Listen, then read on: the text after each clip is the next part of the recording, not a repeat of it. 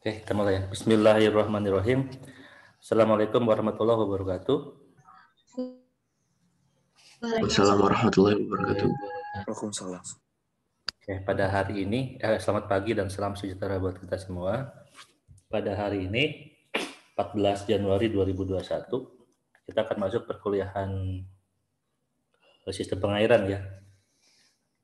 Dimana yang akan saya bahas pada kesempatan ini adalah terkait dengan bangunan pengatur tinggi muka air di irigasi. Jadi ada bangunan untuk mengatur tinggi muka air. Nah, kalau kemarin saya sudah jelaskan bangunan untuk mengukur berapa debit yang melewati suatu bangunan, dan itu yang bangunan pengukur itu sangat penting dalam pelaksanaan operasi di jaringan irigasi, karena kita akan meyakinkan apakah layanan irigasi ya yang ada di hilirnya itu terpenuhi oleh debit yang tersuplai. Nah, sehingga harus diukur. Nah, ketika kita akan mengukur debit, tentunya kita juga harus mengatur kapan si air itu diberikan untuk ke layanan, kapan ditutup gitu ya. Nah, itu adalah fungsi dari bangunan pengatur yang akan saya jelaskan hari ini. Nah, sebelum saya masuk ke materi gitu ya, besok minggu depan kan sudah mulai ujian akhir. Nah, kemarin saya sudah konsultasi dengan Pak Wawan, TU, kemudian Pak Rono juga sama Pak Iqbal gitu ya sebagai sektur. Saya masih ada hutang nih, gitu, karena terutama yang sistem pengairan ya. Saya punya hutang karena Natal libur ya, kita nggak kuliah. Tahun baru juga hari Kamis kan libur gitu kan. Jadi saya masih ada 2 pertemuan. Jadi minggu depan kita belum UAS ya yang untuk sistem pengairan, tapi minggu depan pada saat jam UAS di kelas sistem pengairan saya akan masuk ya memberikan materi. Minggu depan saya akan masuk memberikan materi. 2 pertemuan sekaligus saya akan, jadi 2 pertemuan 2 sekaligus saya akan kasih materi minggu depan. Nah, ujiannya minggu depan lagi sesuai dengan hari dan jam yang sama ya. Setelah UAS selesai, setelah ujian akhir selesai, untuk yang mata kuliah lain, nah baru kita akan melakukan UAS-nya untuk sistem pengairan di jam yang sama dan di hari yang sama, tapi setelah UAS semua mata kuliah selesai ya. Itu yang coba saya tekankan. Jadi saya masih ada 2 bahasan. Saya akan gabung menjadi satu pertemuan di minggu depan gitu ya, di jam ketika UAS-nya sistem pengairan. Anda tahu jam berapa dan hari apa untuk sistem pengairan? Ujian akhirnya minggu depan? Untuk pengairan ujiannya hari Rabu tanggal 27 Januari, Pak. Berarti 2 minggu lagi ya? Iya, Ya, 2 minggu lagi. Oke, ya, jadi 2 minggu lagi kita akan ketemu, tapi masih kuliah dulu ya. Baru minggu depannya kita UAS ya. Oke? Jadi UAS-nya pas minggu ketiga ya, Pak? Betul. Jadi UAS-nya setelah semua mata kuliah UAS baru kita UAS. UAS-nya dengan waktu dan dengan hari dan jam yang sama, tetapi beda tanggal ya. Oke, itu yang saya sampaikan terkait dengan mata kuliah sistem pengairan. Memang kita kebagiannya libur terus kan hari Kamis ya? Natal, hari Kamis. Terus 25, oh enggak sebetulnya kan. 24 kan cuti bersama ya. Terus tanggal 31 juga cuti bersama gitu. Jadi ya itulah. Memang 2 pertemuan kita tidak bisa hadir. Oke. Saya akan masuk pada bahasan hari ini, yaitu terkait dengan bangunan pengatur tinggi muka air. Saya sudah share ya bahan, ini ada revisian sedikit dari bahan yang sudah saya kemarin, ada tambahan sedikit, ditambah dengan contoh perhitungan untuk bangunan pintu sorong ya. Ini ada contoh yang sudah saya sampaikan di e-learning. Nanti yang di UAS yang keluar yang ini ya. Ini yang di UAS keluar ya. Kemudian itu ada Excel-nya, nanti Anda pelajari. Ya. Itu gimana kontaknya? Itu ada Excel-nya, nanti Anda pelajari. Siapa?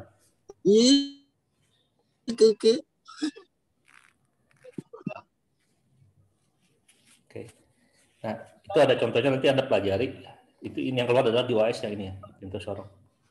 Jadi saya tidak akan memberikan ujian sebelum saya memberikan contohnya. Oke.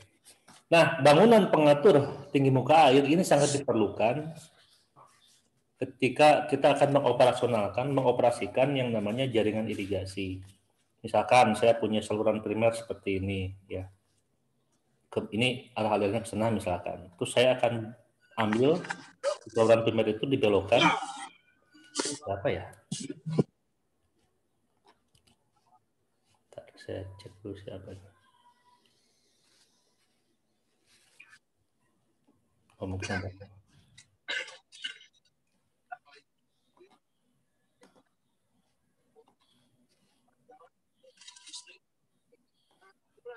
Mic-nya on siapa sih? Oh, ini dia.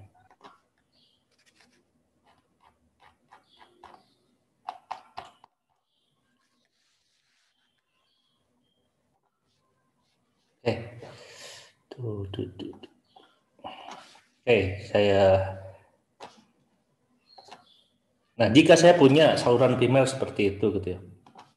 Itu saya akan mengambil air ke saluran atau mungkin langsung ke sawah ya. Berarti ini adalah sadap tersier nih. Nah, ini ada sadap tersier. Jadi ini ada bangunan sadap ya.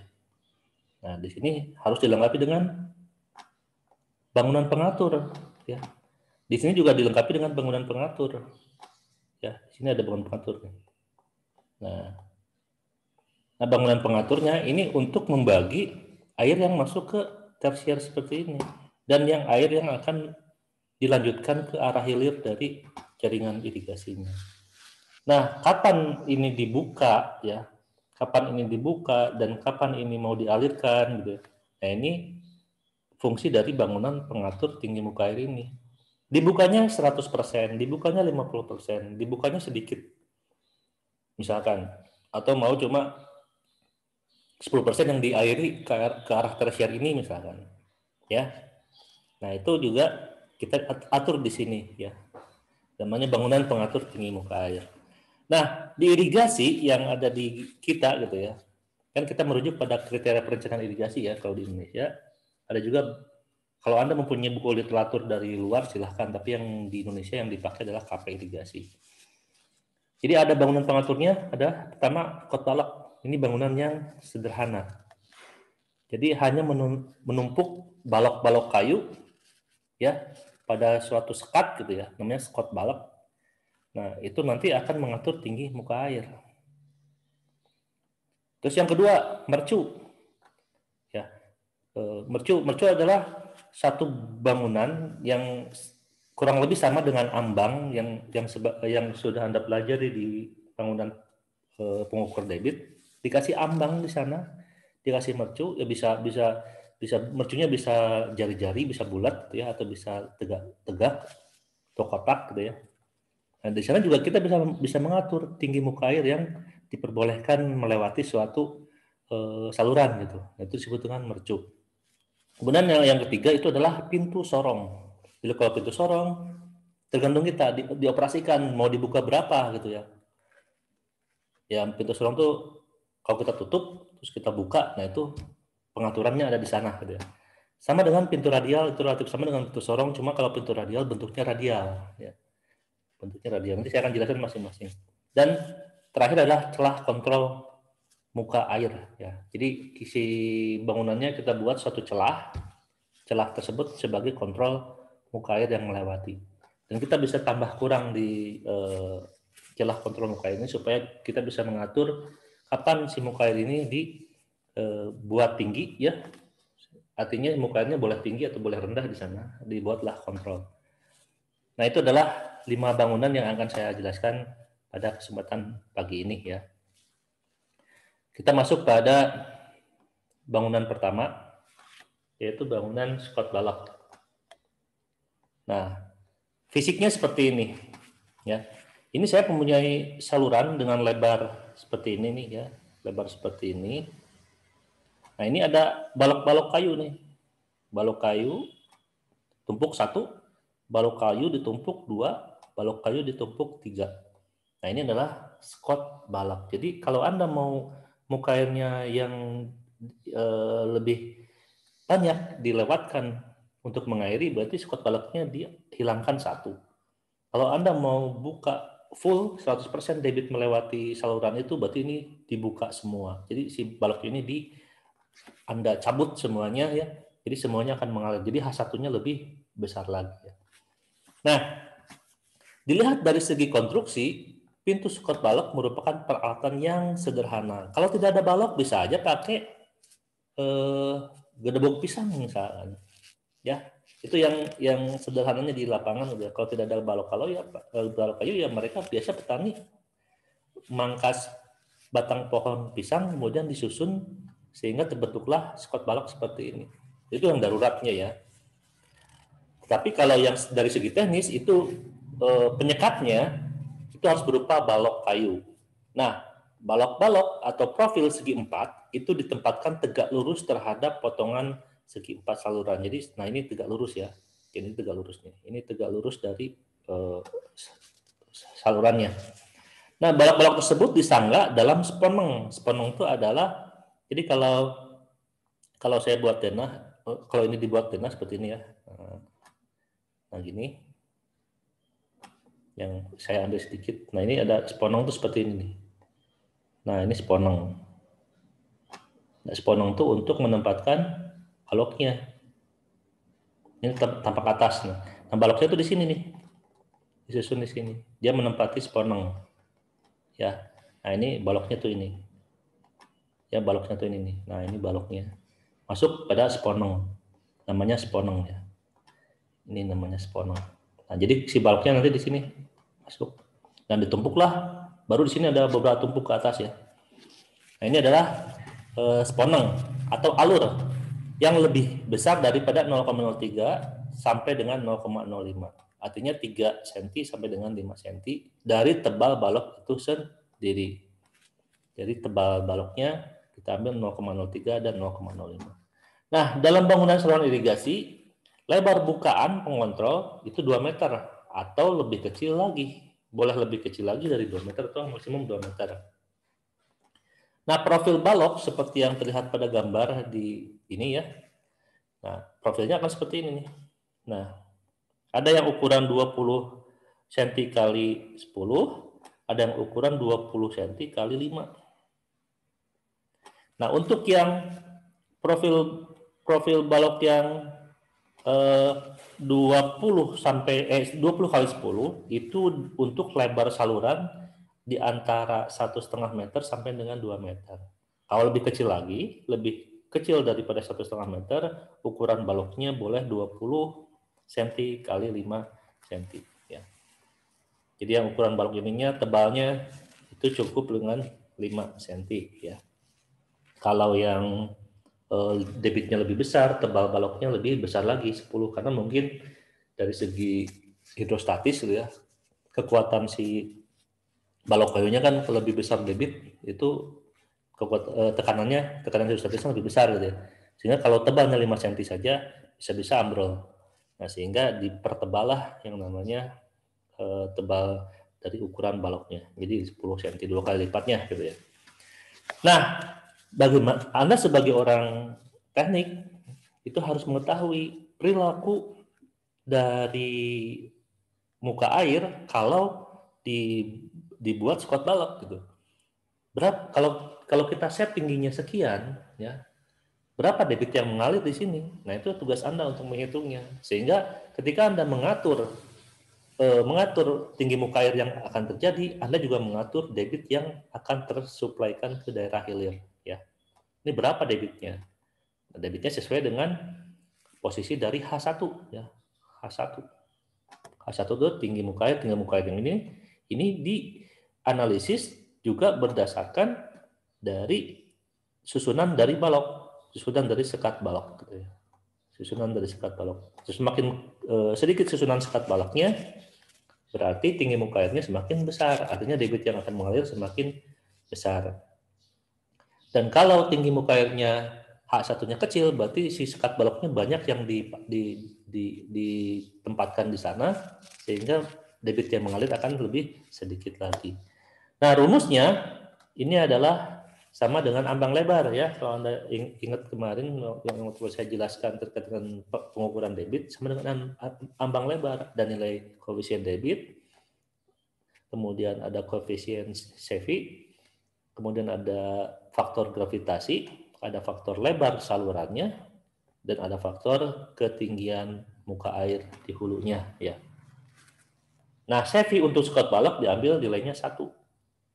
Sedangkan nilai CD itu untuk potongan segi 4 dengan tipe hulu yang tajam 90 derajat sudah diketahui untuk nilai banding H1 per L-nya. Itu kurang dari 1,5. Atau inilah nilai CD-nya ini.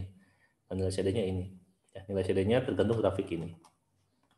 Nah, silakan Anda gunakan grafik ini untuk menentukan berapa nilai CD-nya, nilai koefisien debitnya. Dan Sevy-nya adalah diambil 1 untuk Scott balok. Nah, itu adalah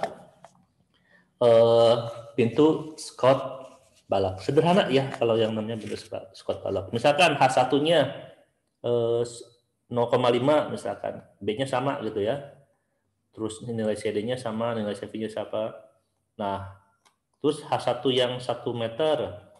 Nah, kan dari faktor H1 itu debit yang akan terlewati oleh 0,5 dan debit yang akan terlewati oleh H1-nya 1 meter itu bervariasi ya, tergantung dari tinggi muka air ini. Nah, sehingga Anda bisa mengatur debit yang akan mengalir, yang boleh dan akan mengalir di suatu bangunan. Nah, itu sebetulnya pintu Scott balok. Nah, kelebihannya kalau pintu Scott balok sebetulnya ini sederhana dan kuat dan murah, ya. Itu kelebihannya. Tetapi kekurangannya ini perlu 2 orang untuk operator, apalagi lebar salurannya misalkan 2 meter. Kan nggak bisa. Kalau kita mau operasikan sendiri kan, di kiri dan kanannya harus digotong istilahnya kalau orang Sunda tuh. Dan tinggi muka air hanya bisa diatur sesuai ukuran balok. Ukuran baloknya kan per 20 cm. Ini kan 20 cm. Gitu kan? Terus ini 20 cm. Nah, kalau saya ingin ketinggiannya 25 atau 45 atau 30, masa saya harus membuat balok yang ukurannya custom gitu kan? Nah, itu adalah kesulitan, kekurangan ya. Ini adalah kekurangan dari pintu Scott balok. Tinggi muka air hanya bisa diatur sesuai ukuran balok. Jadi dan kelipatannya bisa 20, 40, 60 gitu ya. 80 sampai 1 meter. Kalau ganjil susah. Nah, ini kekurangannya. Nah, ini yang paling saya tuh di Indonesia tuh aneh itu ya. Kalau sudah ada pintunya walaupun pintunya sudah logam, apalagi logam itu bisa dicuri. Dicuri, dilowak, dikilo dan sebagainya. Saya kurang tahu. Orang-orang tuh tidak ngeh bahwa itu adalah milik rakyat ya, untuk keperluan irigasinya rakyat itu, tapi masih aja dicuri. Nah, yang namanya Scott balok itu bisa dicuri karena tidak dikunci, tidak di apa gitu. Atau juga bisa dioperasikan selain oleh petugas. Kan yang namanya irigasi itu ada petugas pintu air namanya gitu ya. Itu ada di bawah dari Perkumpulan Petani Pemakai Air. Ada istilah organisasi di irigasi itu P3A, Perkumpulan Petani Pemakai Air. Nah, kalau ada ya petani yang sembrono main buka saja, main tutup gitu ya, tidak sesuai dengan prosedur, karena di irigasi itu ada yang disebut dengan operasi jaringan irigasi. Nah, ketika operasi jaringan irigasinya dilabrak ya oleh petani selain yang petugas, nah itu akan terjadi gontok-gontokan, bisa sampai golok keluar itu ya biasanya. Karena air ya, karena masalah air untuk irigasi. Nah, ini bisa dicuri atau bisa dioperasikan selain oleh petugas, itu yang dikhawatirkan. Terus hubungan debit dan ketinggian ini tidak spesifik, artinya tidak spesifik, tidak mempunyai kekhususan tersendiri. Ya sama aja, setiap saluran sama aja. Yang membedakan adalah nilai B-nya kan. Membedakan adalah nilai B-nya. Kalau B-nya sama, ya lengkung debitnya sama. Nah, ini variasi H1, ini variasi debit. Ya. Yang membedakan adalah nilai B-nya sebetulnya. Tapi jadi tidak spesifik ya. Nah, itu adalah kekurangan dari pintu Scott balap. Nah, untuk Scott balap ada yang mau ditanyakan, silakan.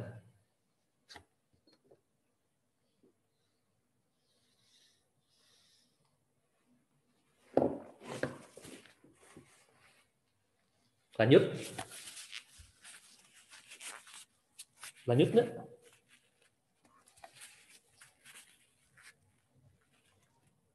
Oke, lanjut ya. Lanjut, Pak. Oke. Lanjut. Nah, bangunan pengatur yang kedua itu adalah mercu.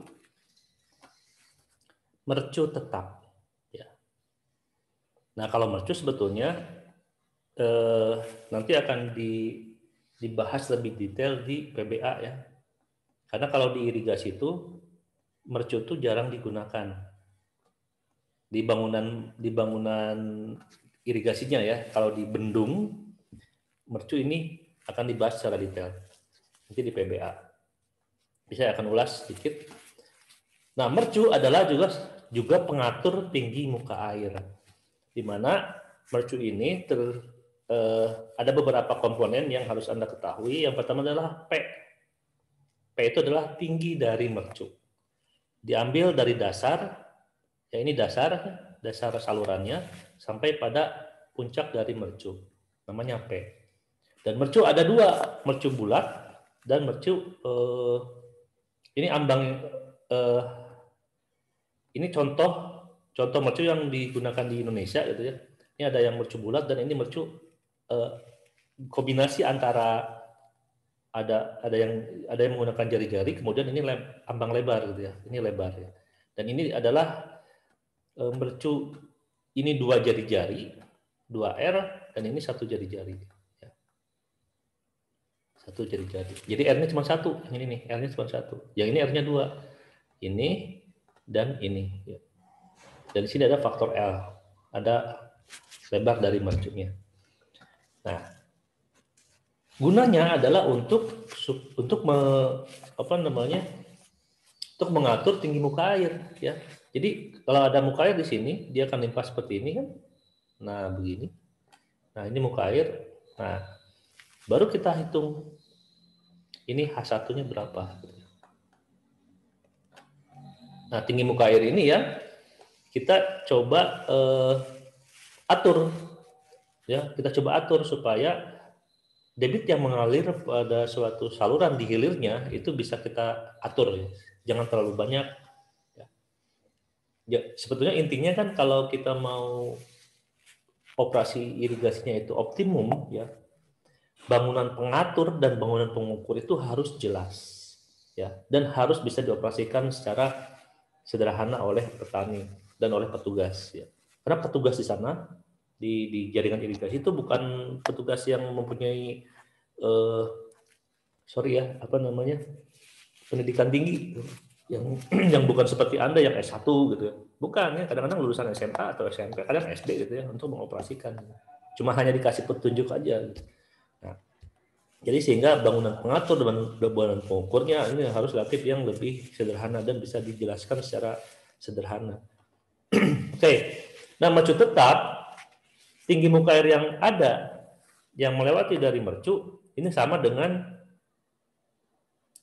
hampir sama dengan yang ambang lebar atau hampir sama dengan Scott balap, di mana yang ada di sini faktor koefisien debit yang membedakan hanya CD saja.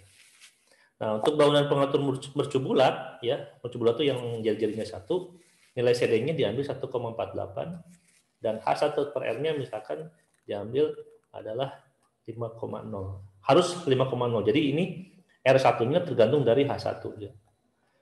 Nah, kemudian bangunan pengatur ambang lebar H1 dibanding dengan L itu harus 1 nilainya. Jadi kalau Anda mempunyai H1-nya, L-nya baru kita bisa dapatkan. Dan nilai CD-nya adalah 1,03. Ini ketetapan yang harus diambil. Ketetapan ini dari mana ya? Dari hasil uji laboratorium hidrolik ya, yang ada di pus air biasanya, yang menguji perilaku hidrolis suatu bangunan irigasi. Nah, ini adalah parameter-parameter hidrolis yang terkait dengan alat ukur atau bangunan pengatur mercu bulat gitu ya. Ini adalah tinggi mercunya, kemudian ini adalah tinggi muka air ya, tinggi muka air dari puncak mercu sampai dengan muka air tertinggi ya, yang direncanakan, dan ini adalah tinggi energinya ya, tinggi energi yang ada di sana. Tinggi energi itu kan H1 kecil ditambah dengan tinggi loncatan air ya, Q1 kuadrat dibagi 2 kalikan gravitasi. Ini ada kecepatan yang masuk ya, kecepatan aliran yang masuk. Nah, yang disebut dengan pengatur muka air itu yang ini, H1 ini ya. Semakin tinggi P-nya, H1-nya akan semakin sedikit. Semakin ambangnya diturunkan, berarti H1-nya akan semakin besar kalau dengan Q yang sama ya. Kalau dengan Q yang sama, berarti H1-nya akan semakin besar. Nah, ini adalah mercu untuk perhitungan atau untuk bangunan pengukur tinggi muka air. Gitu ya.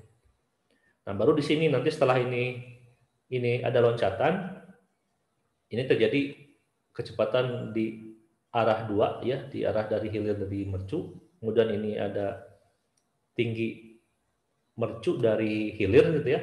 Ini ada tinggi energi dari bagian hilir, ini tinggi muka air dari bagian hilir. Nah, kekurangannya adalah aliran di sini ya, Q di sini, debit di sini, ini mempengaruhi debit di sini. Ini di Q1, ini di Q2. Atau aliran yang ada di hulu itu mempengaruhi aliran yang ada di hilir, sehingga ini disebut dengan non modular. Non modular itu adalah aliran yang ada di hilir itu mempengaruhi aliran yang ada di aliran yang ada di hulu mempengaruhi aliran yang ada di hilir. Nah, ini relatif sangat kurang bagus ya, kurang baik kalau kita mau berbicara irigasi. Di mana irigasi kan alirannya harus steady ya. Alirannya harus tenang. Nah, ini yang kalau ini ditempatkan di saluran, ini relatif kurang bagus gitu ya, kurang optimum kalau menurut saya. Nah, kelebihannya mercu tetap itu adalah dapat melewatkan benda hanyut. Jadi benda hanyut seperti kayu, balok dan sebagainya akan bisa terlewatkan oleh air ya. Dan kuat juga, dan konstruksinya itu biasanya kan dari beton gitu ya. Itu aman ya. Kemudian kelemahannya adalah aliran menjadi non modular. Jika H2 itu lebih dari H1, itu harus lebih dari 0,33. Artinya ini aliran di hulu itu mempengaruhi aliran di hilir, sehingga kurang baik di irigasi. Nah, kemiringan hilir itu hanya 1:1 saja. Sini nih, kemiringan hilir ini 1:1 saja nih. Nah, ini kemiringan di hilirnya. Sedangkan kadang-kadang kalau kita butuh ini bisa tidak 1:1 ya, bisa lebih landai lagi gitu ya. Tapi tidak yang ini ya, kekurangannya ini ya, kemiringan di hilirnya hanya 1:1 saja. Terus aliran tidak dapat disesuaikan dan tidak bisa diatur karena fix. Karena maksudnya mercu tetap fix. Kalau misalkan Anda, nah ini berbeda dengan Scott balok. Kalau Scott balok kan bisa kita rubah-rubah ya. Nah, kalau Scott balok kan kita bisa rubah-rubah, tapi kalau yang mercu tetap ini fix nih. Ini fix posisinya, P1 fix. Jadi ini tidak bisa berubah. Nah, ini kekurangannya ya. Ini kekurangan dari mercu tetap untuk kalau kita fungsikan sebagai bangunan pengatur tinggi muka air. Saya rasa agak jarang ya kalau di irigasi menggunakan mercu tetap. Kalau ingin ada mercu tetap, ada ambang seperti ini misalkan gini, areal yang akan diairinya kecil ya, tapi salurannya besar gitu ya, berarti debitnya kan kecil. Nah, karena debitnya kecil, kita membutuhkan H yang lebih tinggi, makanya dibuat ambang seperti ini. Dan ini biasanya ditambah dengan pintu. Ya, nantilah itu ke depannya ya. Nanti kalau Anda sudah ingin lebih detail, bolehlah nanti diskusi dengan saya. Jadi ini ditambah dengan pintu di sini ya. Jadi ada 2 fungsi nanti. ada untuk meninggikan muka airnya karena kondisi situasional yang ada di lapangan gitu ya, ditambah dengan pintu ya, jadi dikasih ambang dan dikasih pintu, itu kombinasi sebetulnya, dan itu situasional ya, tergantung dari kondisi di lapangan. Nah, untuk proyek tetap penjelasannya seperti itu, nanti lebih detail nanti akan Anda dapatkan di ini ya, di PBA sebetulnya. Kalau yang bendung itu relatif bervariasi banyak sekali. Nah, yang bangunan pengatur yang ketiga ini adalah pintu sorong. Ya. Nah, pintu sorong itu adalah pintu untuk mengatur muka air yang akan terjadi, mengatur debit yang boleh lewat gitu ya pada suatu jaringan irigasi. Nah, biasanya dilengkapi dengan pertama adalah adanya pintu kayu. Jadi daun pintu itu bisa berupa kayu. Kalau irigasi relatif kayu ya, atau bisa juga plat baja ya, tergantung dari providernya ya, tergantung dari pabrikan si pintu sorong. Di Indonesia banyak ya, satu contohnya adalah Bukaka. Bukaka itu memproduksi pintu sorong ya. Kemudian ada produk lain banyak sekali, silahkan aja. Wika juga membuat gitu. Pintu kayu dengan skat samping dan atas atau perunggu. Nah itu si pintu kayu ini gitu ya, si daun pintu ini itu biasanya di apa namanya, di sekat gitu ya, atau dikasih frame. Nah, frame-nya itu adalah biasanya dari baja ya. Biasanya dari baja. Kemudian ada pintu baja dengan sekat samping dan dasar dari kayu keras. Jadi sebetulnya ini kombinasi bisa daun pintunya dari kayu, kemudian bisa juga frame-nya dari kayu, atau juga bisa frame-nya dari baja, platnya juga dari baja. Nah itu bervariasi, silahkan saja. Nah kalau kita lihat ini adalah tipikal pintunya, ini adalah stangnya, ini stang pengangkat pintunya, gitu ya. Ini dua stang.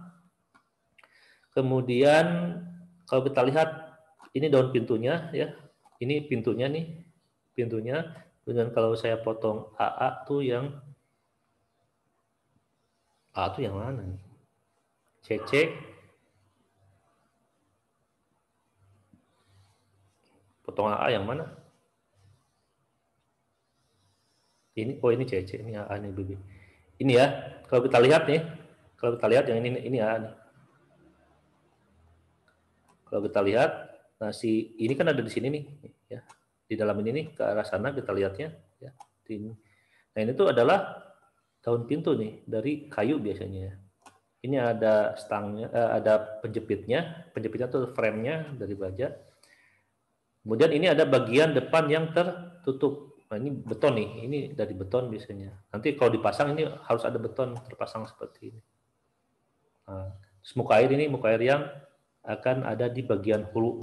Jadi kalau ini pintu diangkat ke sana, muka air akan lewat ke sini, ya. Muka air akan lewat ke sini. Nah, semakin tinggi di pintu diangkat, berarti muka air akan semakin tinggi juga. Nah, ini disebut dengan underflow ya. Jadi alirannya underflow. Kalau tadi ambang, Scott balok itu overflow, kemudian mercu juga overflow. Nah kalau ini underflow, jadi alirannya melalui pintu di bawah.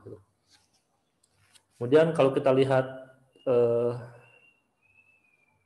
BB berarti lihatnya ini ya, CC berarti lihatnya ini. Nah ini adalah, nah ini adalah beberapa contoh. Sebenarnya gambar teknisnya lebih jelas itu saya sudah share di KP Irigasi. Itu ada AutoCAD kalau nggak salah saya sudah kasihkan, ada gambar pintu sorong yang lebih detail ya. Silakan Anda buka di rumah gitu ya, terkait dengan pintu sorong. Nah ini adalah contoh beberapa operasional. Ini contoh beberapa pintu sorong ya yang ada di kita nih. Nah ini nanti dia akan diangkat ke atas gitu ya. Ini juga sama, diangkat ke atas. Ini bervariasi ya. Ada yang langsung, ada yang pakai skat seperti ini, ada yang pakai penyangga seperti ini ya. Ini banyak sekali variasinya. Ini contoh detailnya ada di gambar yang sudah saya kirim di KP irigasi. Itu ada pintu sorong. Kalau Anda ingin lihat sebetulnya ada di sini nih. Coba saya buka ya.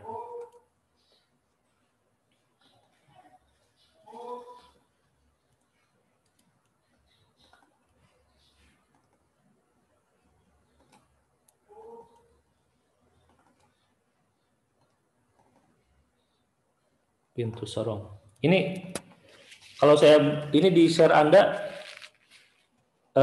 di layar tampilannya Explorer ya? Iya, Pak. Oke. Iya, Pak. Saya sedang buka AutoCAD-nya nih. Ini kan sudah saya kasih ya KP irigasi ini. Di awal perkuliahan saya sudah kasih ke Anda. Jadi Anda bisa lihat ini ada pintu sorong, ada balok skat gitu ya. Kemudian ada skat balok, ada pintu sorong. Ini pintu sorong ada beberapa macam gitu ya. Coba Anda pelajari. Saya lagi buka nih. Mudah-mudahan bisa. Sama balok skat. Biar lebih detail ya.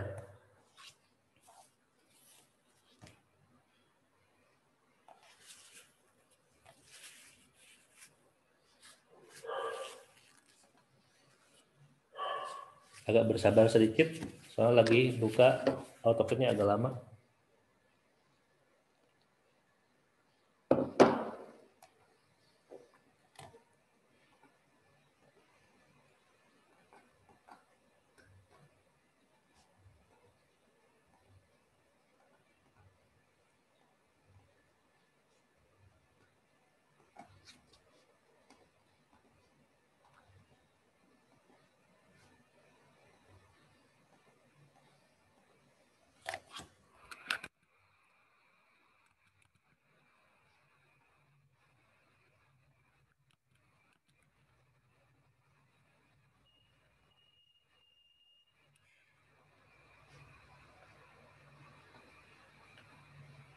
Nah, loh, kok bisa?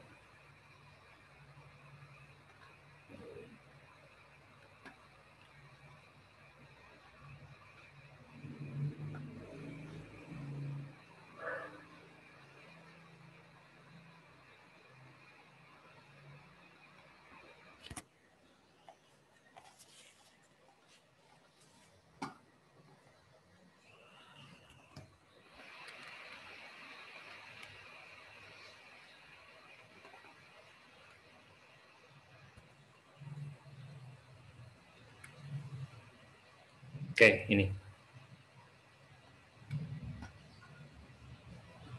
Nah, ini contoh gambar teknis ya, gambar teknis dari pintu sorong. Ya. Kemudian yang ini, ini skat balok. Nah, ini gambar teknis skat balok nih ya. Ini ada sponeng ya. Nah, ini ada sponeng, kemudian ini baloknya gitu.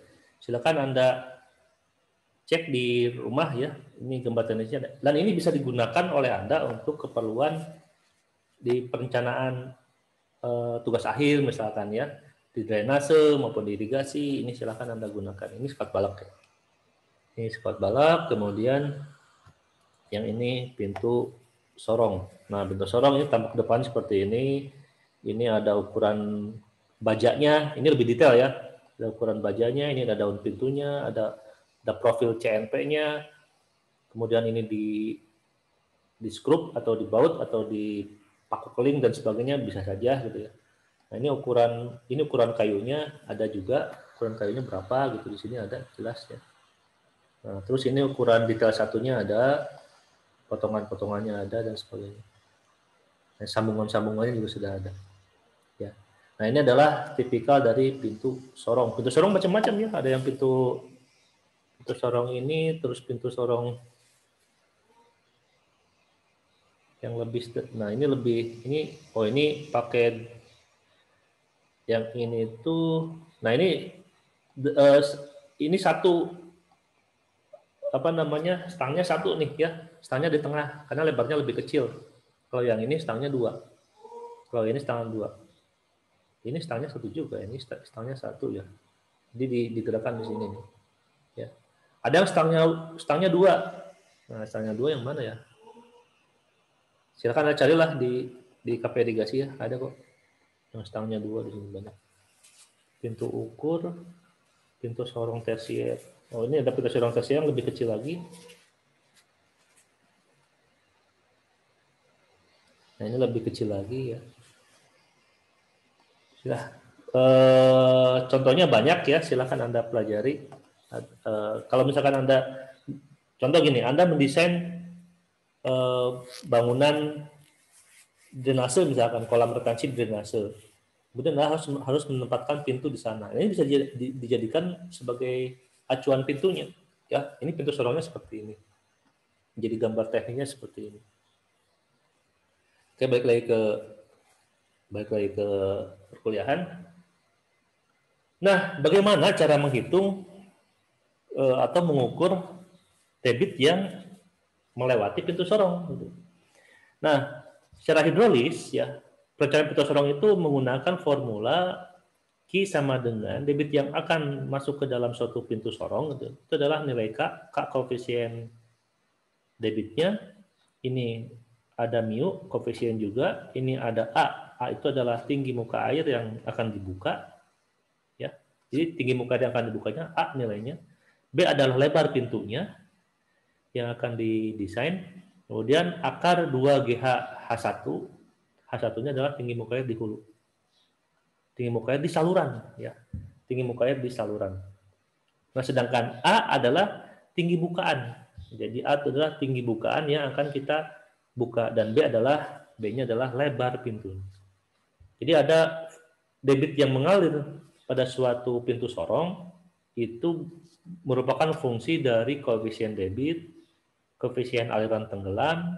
Ini K itu koefisien aliran tenggelam, mu itu koefisien debit kalau salah. Saya takutnya tertukar, nanti akan di bawah akan dibahas.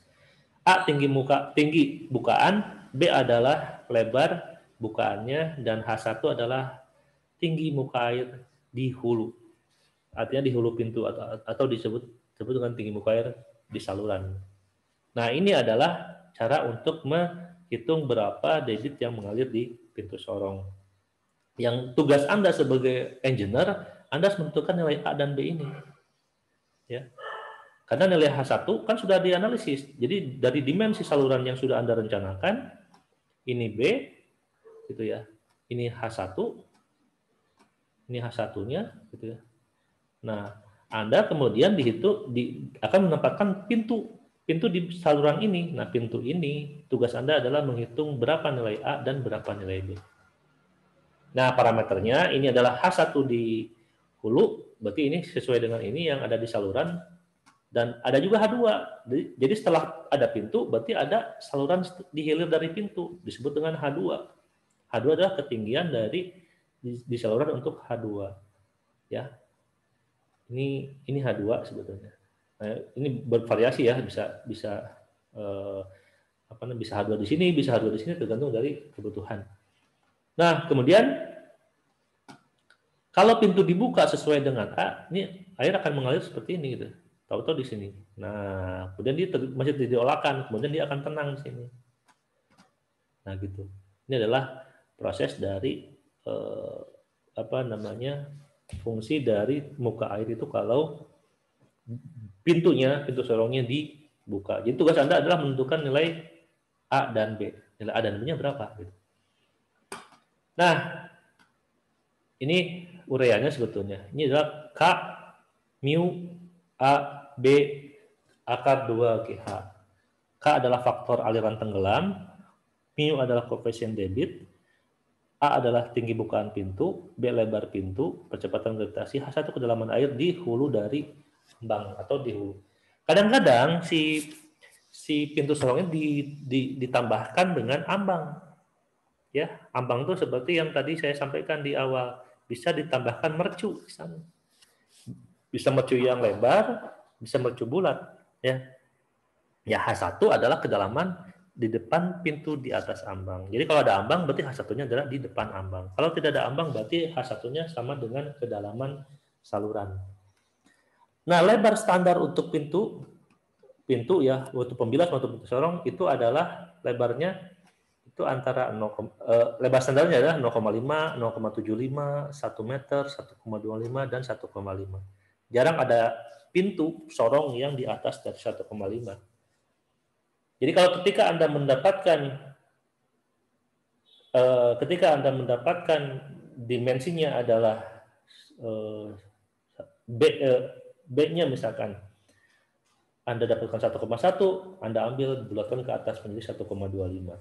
Ketika Anda mendapatkan lebar yang dibutuhkan untuk mengalirkan debitnya adalah 3,5 misalkan atau 3,25 atau 2,75 lah, contoh 2,75. Berarti Anda membutuhkan dua pintu yaitu 2 buah pintu dengan lebar masing-masing 1,5.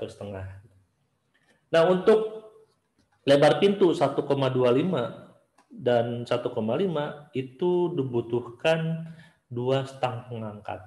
Ya, yang tadi saya sampaikan kalau yang stang pengangkatnya itu 1 berarti lebarnya untuk lebar saluran lebar pintunya adalah 1 sampai dengan 1 ke bawah, baru itu stang pengangkatnya adalah 1.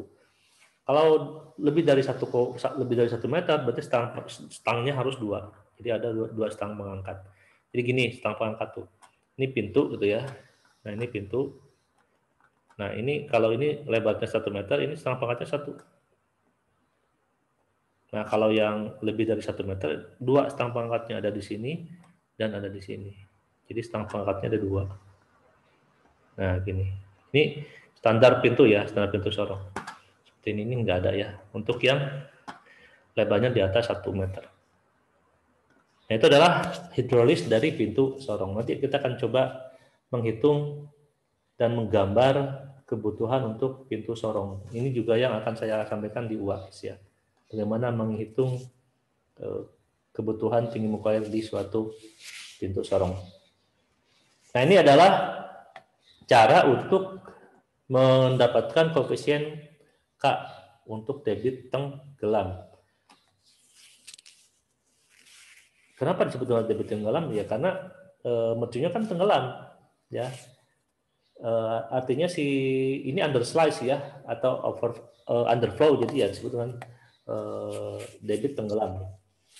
Nah, debit tenggelam itu yang dicari adalah H2 per A. Jadi patokannya adalah H2. H2 adalah tinggi muka air di hilir dari pintu.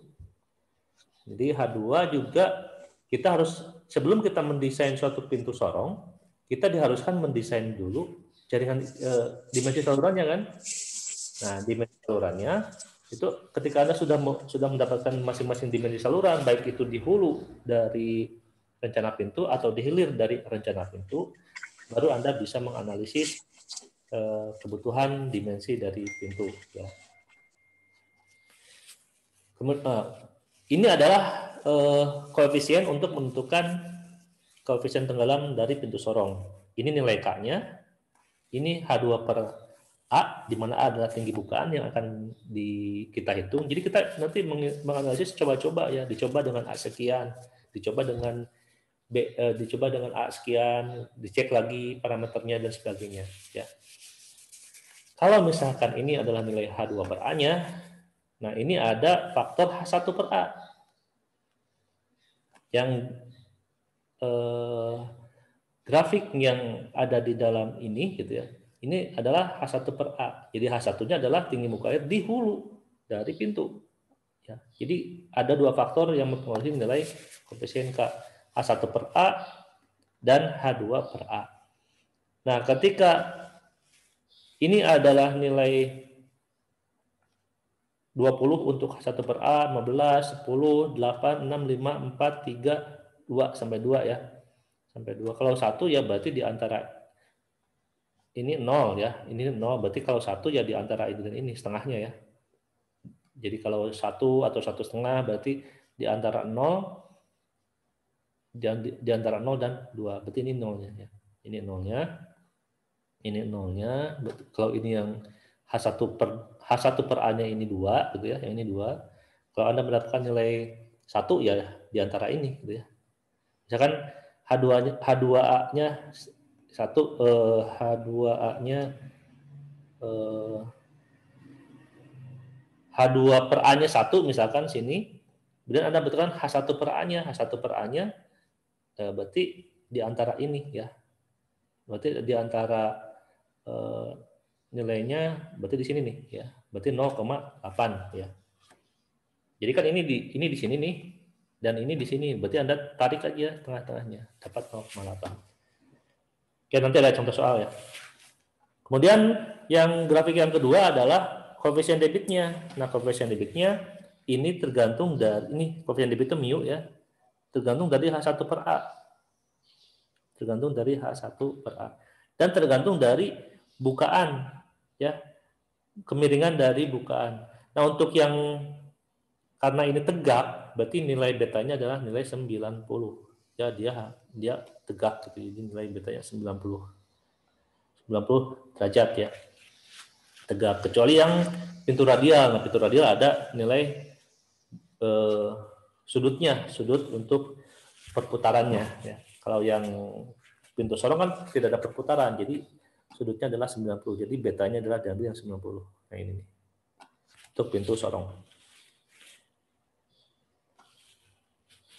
Nah, pintu sorong itu mempunyai kelebihan, itu tinggi muka air dapat dikontrol dengan baik.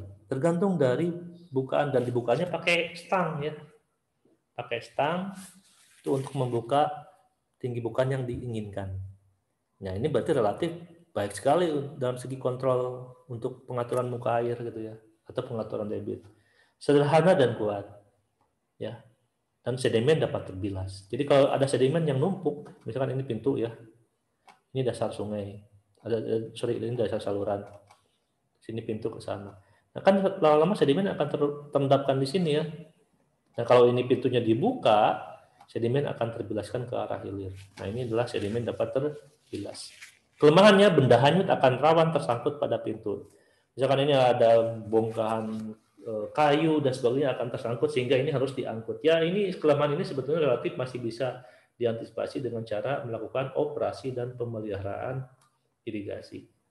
Ya, dengan OP yang sangat rutin, permasalahan kelemahan ini akan bisa terselesaikan.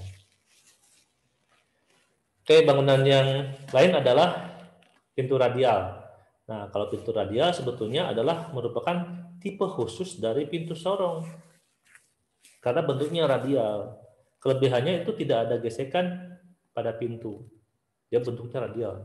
Anda pernah ke Bendung Gerak kan, Serayu kan? Nah, itu adalah pintu radial. Terus pengangkatan ringan, mudah dioperasikannya karena pakai hidrolik ya. Pakai hidrolik, pakai mesin, ya, jadi ringan. Kalau yang pintu sorong itu manual, menggunakan manusia. Itu relatif lebih berat sebetulnya. Dapat dipasang pada saluran yang relatif lebih besar. Kalau saluran yang lebih kecil ya buat apa gitu ya, buang-buang uang sebetulnya, tidak efektif. Tapi ini adalah untuk saluran yang besar. Tapi pintu radial pun jarang digunakan di jaringannya. Biasanya digunakan diimplementasikan di bendung ya. Di bendungnya itu baru kita menggunakan pintu radial. Kelemahannya tidak kedap air, bocor. Kadang-kadang bocor ya. Terus mahal. Dan reaksi pada engsel atau pivot memberikan tekanan horizontal yang lebih besar. Jadi di engselnya itu akan memberikan tekanan horizontal yang lebih besar sehingga ya kadang-kadang kita harus hati-hati terjadinya rembesan yang ya rembesan juga itu akan terjadi di sana. Gitu. Artinya rawan terhadap konstruksi yang bisa-bisa jebol gitu ya karena tekanan horizontalnya lebih besar nih ya. Yang harus kita cermati. Nah, ini adalah contoh bendung gerak gitu ya menggunakan pintu radial. Di pintu radial itu kan ada radialnya nih. Nah, itu kan. Jadi kalau pintunya dibuka ini ke sini, ini ke sana gitu. Ini air akan masuk sini. Nah, ini air akan masuk sini. Nah, air akan masuk sini. Ini kalau ini dibuka ke sana. Ini sama ya, dibuka ke sana. Ini contoh-contoh bendung pintu radial. Ini masuk sini, nanti muka air ke sini. Nah, Kalau pintunya dibuka keseluruhan, ini ke sana ya, sama gitu. Kalau dibuka keseluruhan sama, ke sana sama. Kalau ini dibuka sedikit segini, dibuka agak lebar, agak tinggi lagi, mungkin mukanya akan naik seperti ini gitu. Nah, itu adalah jenis pintu radial. Intinya pintu radial itu adalah pintu sorong yang sifatnya khusus karena bentuknya radial. Perhitungannya sama ya. Sama perhitungannya menggunakan rumus debit ini. Tapi yang berbeda adalah penentuan dari koefisien mu-nya. Nah, koefisien mu-nya tergantung dari radialnya. Berapa dia nilai betanya? Kalau pintu sorong kan nilai betanya 90. Kalau yang radial tergantung dari spesifikasi dari pintu radialnya. Bukaannya berapa nih?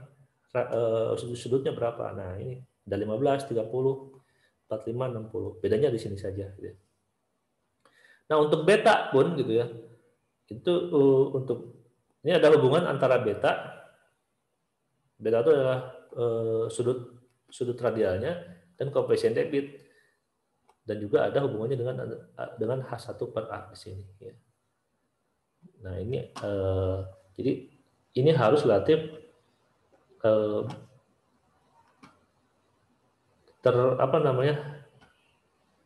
jadi nilai-nilai mu, nilai-nilai beta dan nilai H1 per A ini harus ada korelasinya ya, sehingga ini menjadi suatu koefisien yang bisa digunakan untuk menghitung berapa debit yang melewati pintu radial. Nah, bangunan terakhir adalah celah kontrol trapesium. Ya. Jadi di salurannya itu dibuat celah kontrol seperti ini. Nah, ini celah kontrol seperti ini.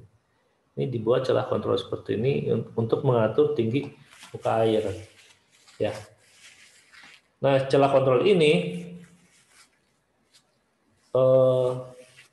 sama dengan Cipoletti ya, Cipoletti bangunan pengukur debit sebetulnya. Nah, ini jarang sih sebetulnya digunakan di Indonesia ya, celah kontrol trapesium ini karena tidak, untuk segi pengaturannya gitu ya, ini relatif kurang bagus. Nah, kelebihan dari celah kontrol tidak mempengaruhi muka air. Kemudian tidak memakai ambang kelebihannya. Kelemahannya hanya aliran tenggelam saja yang bisa digunakan untuk di kelas kontrol trapesium. Dan ini pun relatif jarang sih ya di Indonesia menggunakan ini. Nah, ini ada formula untuk mendapatkan hubungan antara debit dengan kontrol dari muka air. Nah, ini koefisien debit bisa diambil. Ini adalah lebar untuk bagian pengontrol. Ya, lebar untuk bagian pengontrol itu ini bagian pengontrolnya. Kemudian kedalaman muka air di bagian pengontrol di YC, ada itunya, ada nggak? Enggak. Kemudian ini kemiringan talut dari trapesiumnya ya. Nah, ini M-nya. Kemudian ini kedalaman di bagian pengontrol. Ini ada H min YC, di mana H adalah tinggi energi ya, tinggi energi yang ada di bagian hulu, berarti ini bagian hulu dari bagian pengontrol. Nah, ini adalah formula untuk menghitung debit yang melewati bangunan celah kontrol trapesium. Saya tidak akan lebih detail terkait dengan celah kontrol trapesium ya, yang saya akan ajarkan adalah bagaimana Anda menghitung bangunan pintu sorong. Nah, ini tinggi energi, ada perbandingan antara tinggi energi dengan debit untuk lebar 0,25, untuk lebar bagian pengontrolnya 0,25. Nah, ini ada beberapa grafik yang bisa digunakan ya. Kalau Anda ingin lebih detail, nanti kita diskusikan lebih lanjut ya, kalau ingin terkait dengan detail di celah kontrol trapesium. Nah, ini adalah resume dari bangunan pengatur dan pengontrol tinggi muka air. Ya. Untuk Scott Ballock, biaya pembuatan itu sedang, kemudahan eksploitasi itu minus, ya. Kemudian ketepatan pengaturan muka air ini plus minus, artinya plus minus itu adalah ya memadai lah gitu. Kemudian nomor 3 ini adalah kemampuan melewatkan sedimen, ini tidak ya, kurang baik atau jelek ya. Kemudian yang keempat adalah kemampuan melewatkan benda-benda hanyut, ini bisa baiklah, tinggal baloknya dibuka dia akan melewatkan benda hanyut. Dapat di-setel ya kan, dapat di-setel berarti ya artinya di-adjust gitu ya, atau di custom bisa ya. Itu yang squat balap. Pintu sorong ini kelebihannya banyak sekali ini ya, dari mulai 1 sampai dengan 3 kelebih, tapi yang minusnya adalah nomor 4 adalah kemampuan melewatkan benda hanyut, dia jelek sekali ya. Akan tersangkut, tapi ini bisa diantisipasi dengan OP yang optimum gitu. Dapat di custom, di setel, ya. Tinggi mukanya disesuaikan, ya. Terus pintu radial sama dengan pintu sorong, tapi kelebihannya adalah ini bisa melewatkan benda hanyut ya dibanding dengan yang lainnya. Nah, mercu tetap ini di setel tidak bisa karena tetap ya. Kemudian ini jelek, ini relatif jelek semua nih. Tapi yang nomor 4-nya aja yang lebih bagus. Kemampuan melewatkan benda hanyut bisa.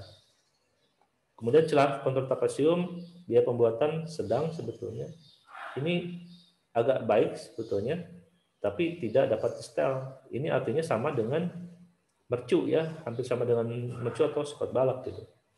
Nah, dari resume yang ini sebetulnya tergantung desainer ya, tapi tergantung dari kebiasaan petani juga. Nah, biasanya kalau petani itu mereka menggunakan pintu sorong ditambah dengan mercu atau ambang.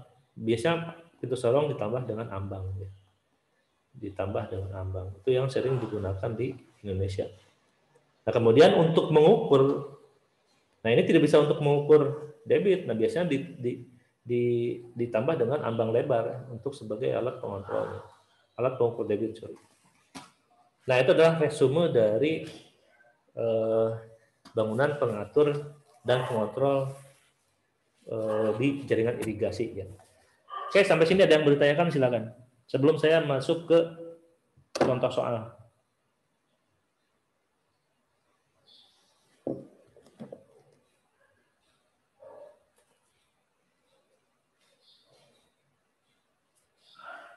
Tidak ada yang mau ditanyakan? Tidak ada Pak sepertinya. Lanjut ya. Lanjut Pak. Contoh soal. Nah ini contoh ya. Ini contoh beberapa contoh penerapan bangunan pengontrol di suatu jaringan irigasi. Nah, biasanya bangunan pengontrol, bangunan pengatur tinggi muka air, bangunan pengukur debit itu ditempatkan di bangunan sadap. Bangunan bagi, bangunan sadap, atau bangunan bagi sadap. Ini adalah grafik yang menunjukkan, oh ini tuh yang di bagian, oh ini masih harusnya ini di yang celah kontrol trapesium ya. Ini ada perubahan debit variasi muka air untuk pintu aliran di atas dan pintu aliran di bawah. Jadi perubahan debit dengan variasi muka air untuk pintu aliran di atas. Oh ini ada suatu grafik ya menunjukkan variasi muka air. Kalau ini overflow, ini underflow. Jadi ini misalkan debit ya, kita ada debit sekian, nah berarti kita butuh hanya sekian ya. Nah contoh ini untuk yang ini, grafik ini nomor 1, ini untuk yang overflow, dan grafik ini untuk underflow. Ya. Jadi kalau saya punya debit 1 ya, terus saya akan tarik sini, berarti kita membutuhkan tinggi H-nya adalah 1.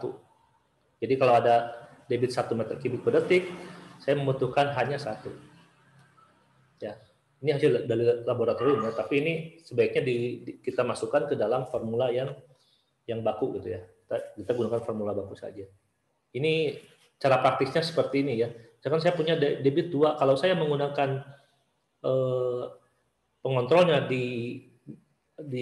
menggunakan yang ambang atau menggunakan yang overflow, saya akan ambil ini ke sini. Berarti saya membutuhkan H-nya sekian. Kalau 2 meter menggunakan pintu alirannya bawah, tidak mungkin 2 meter ya. Tidak mungkin kita membuka pintu sampai 2 meter.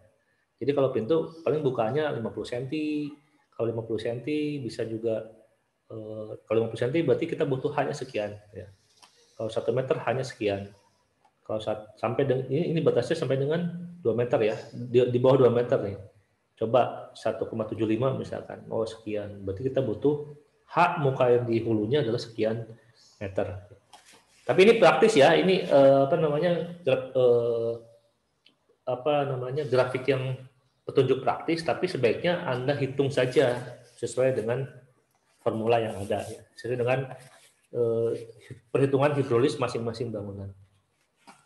Ini contoh nih, saya mempunyai jaringan irigasi seperti ini. Ini ada saluran primer, gitu ya.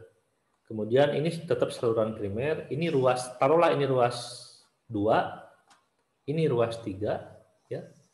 Dan ke sini adalah ke sadap. Nah, kalau sadap ini berarti ini bangunan sekunder, ini primer, berarti ini bangunan bagi ya. Ini bangunan bagi, ini ke sekunder ya, ke sekunder. Nah, bangunan bagi ini gitu ya, bagi ini dilengkapi dengan pintu. Ini ada dua buah pintu nih, 1, 2. Ini ke arah menerus, menerus itu artinya ke arah primer, tapi bagian hilir dari bangunan. Dan ke arah sadap, ke arah sekunder, dia juga dilengkapi dengan 1 pintu, ya, 1 pintu sorong. Nah, coba kita lihat potongan AA itu sini ya, potongan AA ini kita melihat ke sebelah sana. Nah, berarti yang akan terlihat oleh potongan AA itu adalah ini pintu. Nah, ini adalah pintu sorong. Pintu sorong yang terlihat kan cuma 1, padahal ini ada 2 ya. Ini terlihat cuma 1, padahal ini ada 2. Ada dua pintu di sini, ada dua pintu. 2 pintu. Ini adalah ke arah hulu, ya. Ini ke arah hilir dari pintu. Ini ruas 2 dan ini adalah ruas 3 dari saluran primernya, ya. Nah, ini adalah tinggi muka air H1. H1 itu berarti di hulu dari pintu. Di sini adalah H2 di saluran ya. Ini adalah H2 di saluran. Ya. Nah, kalau kita lihat potongan BB itu adalah melintang dari saluran primer terus memanjang ke saluran sekunder ya. Ini kita lihat. Melintang saluran primer. Nah, ini terlihat 2 pintu nih. 2 pintu sorong. Ya. Ini yang ada di sini ya. Yang ada di sini terlihat nih 2 pintu sorong. Kemudian di sini kita lihat ada pintu memanjang sekundernya. Sini memanjang sekunder nih, memanjang sekunder. Nah, ini ada 1 pintu sorong. Dan ini melewat ini jalan nih, ini ada jalan. Ini jalan, nggak tahu kemana nih jalan. Ini ada gorong-gorong nih. Nah, ini ada gorong-gorong. Ini gorong-gorong. Ya, ini gorong-gorong. Ini jalannya. Ini gorong-gorong, baru ini masuk ke saluran sekunder ke arah hilir.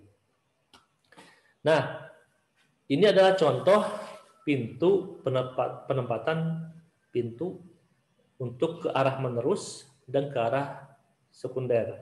Di mana ke arah primer, ke arah menerus dia membutuhkan 2 pintu.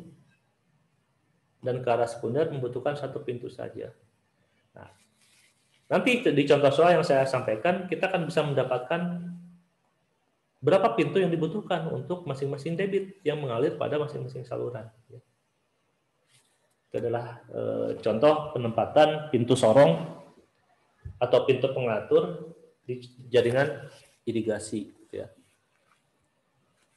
Nah, di sini di contoh juga disebutkan bahwa bangunan pengatur yang ada di dalam ini adalah bangunan pengaturnya 2 pintu sorong, ya, 2 pintu sorong dan 2 mercu tetap.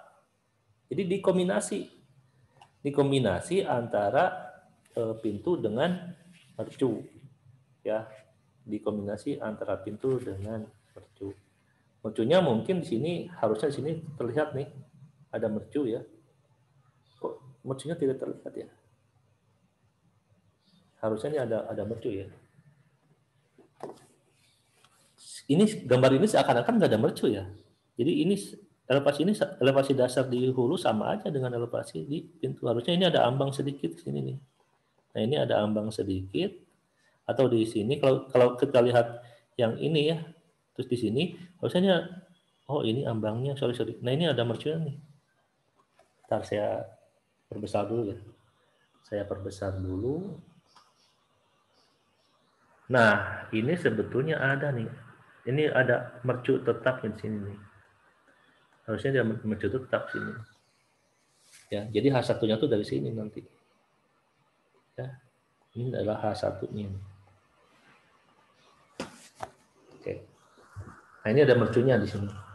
Oke lah, nanti saya akan menjelaskan bagaimana menghitung lebar sama tinggi bukaan ya, yang dibutuhkan. Contoh ini adalah satu bangunan ini bangunan apa? Oh, ini sadap ya. Ini bangunan sadap. Kenapa saya bilang ini bangunan sadap? Ini kan ada saluran sekunder. Ya, saluran sekunder. Kemudian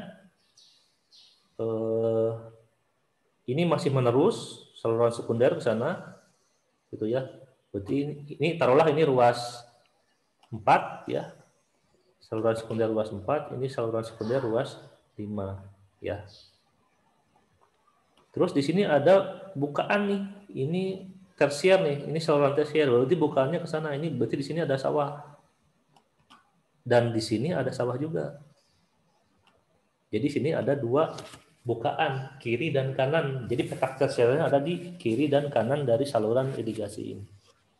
Nah, kemudian di sini ada jaringan jalan nih. Ini ada jalan, ke sana ada jalan, ke sini ada jalan, sehingga kita membutuhkan bangunan gorong-gorong. Di sini ada gorong-gorong.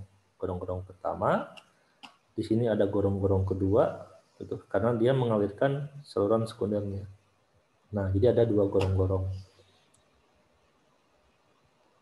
Nah, kemudian di bangunan sadap tersier ini ada bangunan sadap dengan pintu ukur ditambah dengan romin ya. Terus di sini ada, nah kalau dengan bangunan dengan pintu romin ini termasuk apa namanya, bangunan pengatur dan pengukur debit ya. Nah di sini pengaturnya adalah dengan pintu sorong. Di sini pengaturnya dengan pintu sorong. Ini berarti ini variasi nih. Nah ini pintu sorongnya di sini. Nah kalau yang Anda lihat di sini ya, kalau Anda lihat di sini, ini ada plat ya. Ada yang diarsir seperti ini. Saya perlihatkan dulu. Nah, pintunya kan ini pintu sorongnya. Nah, kalau Anda lihat ini ada plat seperti ini plat beton. Ini namanya plat pelayanan. Plat pelayanan itu adalah untuk mengoperasikan pintu. Jadi ada beton ya, semacam jembatan kecil gitu ya, plat pelayanan di sana untuk mengoperasikan pintu. Nah, biasanya pintu sorong itu, kemudian di sini ada plat pelayanan. Nah, di hulu dari pintu sorong ini biasanya ditambahkan sponeng. Sponeng ya. Sponeng itu skot balok. Jadi ketika pintunya rusak, ketika ini pintu rusak, pengatur muka air masih bisa menggunakan skot balok. Nah, skot baloknya ini nih. Jadi masih kita bisa menggunakan skot balok. Jadi ini kalau ininya rusak, pintunya rusak, dicuri, misalkan stangnya hilang dan sebagainya. Nah, ini kita bisa masukkan skot balok di sini. Ya, jadi kombinasi antara skot balok dengan bangunan pengatur. Tapi yang diutamakan itu adalah bangunan pengaturnya adalah pintu sorong ya. Nah, ini kemudian di sini ada gorong-gorong karena dia melewati jalan ya, dibikinkah box culvert sini. Kemudian baru masuk ke saluran sekundernya. Nah, ini tipikal bangunan irigasi, bangunan pengatur, pengukur yang dikombinasikan di dalam suatu jaringan irigasi. Dan ini bangunan sadap ya, bangunan sadap di satu jaringan irigasi. Nah, ini juga sama. Ini di sini ada sadap dengan alat ukur romin. Di sini sadap dengan alat ukur romin. Di sini tidak ada alat pengukur. Ya. Hanya ada alat pengatur saja. Karena kalau yang dinamakan dengan alat pengukur debit itu biasanya yang masuk ke sawah, yang masuk ke tersier, yang masuk ke sawah ini harus dilengkapi dengan bangunan ukur ya. Baik itu alat ukur romin maupun ambang lebar. Romin relatif mahal, jadi sekarang tuh di kita tuh justru romin tuh akan dikurangi ya, karena alatnya susah. Kalau udah rusak harus pesan kemana gitu. Kan romin bukan buatan Indonesia, gitu. Dan itu sangat susah. Jadi biasanya digunakan pintu sorong ditambah dengan ambang lebar saja. Jadi bangunan pengukur debitnya ambang lebar di sebelah hilir dari bangunan pintu sorong. Biasanya 20 sampai dengan 30 meter setelah pintu baru disimpan ambang lebar. Kenapa? Karena kita harus menenangkan dulu alirannya. Jadi ketika alirannya sudah tenang, baru kita bisa ukur berapa debit yang mengalir di saluran tersier. Nah, itu adalah contoh penempatan bangunan-bangunan ukur yang ada di kita gitu ya. Bangunan pengatur, bangunan pengukur, kemudian bangunan bagi sadap dan sebagainya. Oke, selanjutnya adalah contoh. Ini adalah saya akan menyampaikan contoh dari perhitungan bangunan sadap ya. Saya mempunyai skema seperti ini. Ini adalah saluran primer dari suatu irigasi ya. Dan ini saya saluran primer sampai dengan bangunan ini bangunan sadap ya, sampai dengan bangunan sadap kanan 1, BMT kanan 1. Kenapa disebut dengan BMT kanan 1? Karena mungkin di bendungnya itu ada 2 pengambilan ya. Misalkan ini bendung gitu ya. Ini bendung, ini mercu gitu ya. Ini aliran dari sini misalnya. Ini ada yang dibuka ke sana untuk mengairi sebelah kanan dari sungai. Ini yang dibuka untuk mengairi sebelah kiri dari sungai. Nah, ini saluran primer ini adalah BM KA1 ya. Jadi saluran yang primernya di KA1. Nah, ini nomenklatur ya. Nomenklaturnya tergantung dari Anda sebagai desainer. Intinya dari skep ini saya akan mengairi, saya akan mendesain bangunan, kemudian saya akan mengatur tinggi muka air yang akan masuk ke tersier dan yang akan masuk ke menerus. Dan saya akan tempatkan pintu di sini, pintu sorong di sini, dan pintu sorong di sini. Gitu ya. Pertanyaannya berapa dimensi dari pintu, berapa tinggi bukaan dari pintu, dan kemudian gambarkan sketsa dari pintu tersebut, gitu ya. Nanti UAS yang keluar ini ya. Nah, sebelum kita menganalisis, kita harus tahu dulu dimensi-dimensi saluran yang ada. Ya, yang dimaksud itu adalah dimensi saluran di, misalkan ini ruas 1 berarti kan ini ruas 1, ini ruas 2, dan ini adalah saluran tersier. Tersier nih. Tersier. Jadi ini harus didapatkan dulu dimensi ini. Ya. Nah, berdasarkan dari hasil analisis didapatkan bahwa untuk saluran primer itu mengairi 905 hektar sawah ya. Dan setelah dikalikan dengan kebutuhan air irigasi di diversion requirement-nya itu mendapatkan debit 1,13 untuk saluran primer ruas 1 ya. Kemudian kecepatannya 1,03.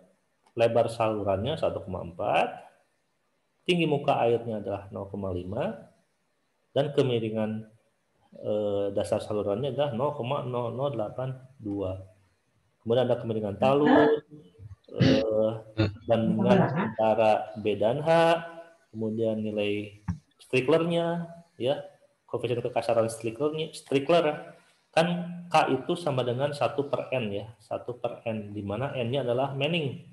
Nah, kalau N di sini adalah perbandingan antara B berbanding dengan H. Ya. B banding H. Kalau B banding H, ya dapatkan sekian. Kalau ini begini dapat 2,5 lah. Coba Anda hitung saja. Ini adalah freeboard atau walking. Dan keterangannya adalah soal beton, tanah, beton. Gitu. Nah, ini dimensi ini harus Anda dapatkan terlebih dahulu. Ya. Ini dimensi ini Anda didapatkan dari pelajaran UTS sampai dengan UTS Anda mendapatkan dimensi-dimensi seperti ini. Nanti kalau di UAS dimensinya sudah ada ya, dimensinya sudah ada. Anda tidak harus menghitung dari dimensi dulu ya. Jadi Anda akan fokus pada perhitungan sorongnya saja. Nah, selanjutnya data di udik dari pintu ya, data di udik atau udik itu hulu ya. Data di hulu dari pintu ada key 100-nya 1,129 ya inilah ya. Nah, kemudian H100-nya 0,56 yang ini ya. Kemudian ini 70%-nya ya. Silakan Anda analisis 70%-nya. Sebetulnya kalau 70% itu terkait dengan dimensi kalau kita mau menempatkan mengoperasionalkan sampai dengan 70%, berarti nilai debitnya sekian, hanya sekian gitu ya. Tapi untuk desain sebaiknya Q 100 saja yang diambil. Q 100% maksudnya ya. Selanjutnya. Nah, saya akan coba menganalisis sesuai dengan data yang ada. Ternyata ada hubungan elevasi antara di hulu dan di hilir dari pintu ya. Di sini ada, nah di sini ada elevasi dasarnya.